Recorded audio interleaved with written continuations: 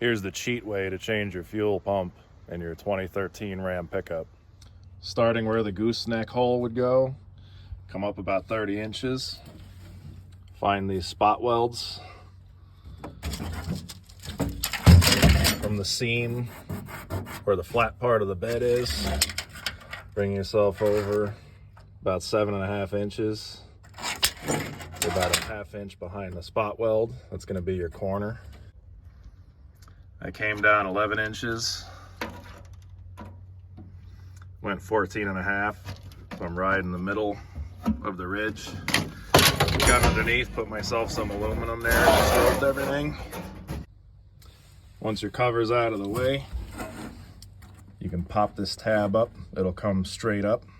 It'll kind of get stuck in there. Just look down at the ends, you'll be able to actually remove that piece. Your fuel line will pop off. Pop this red thing this way, push down, pull your plug out, everything will be free.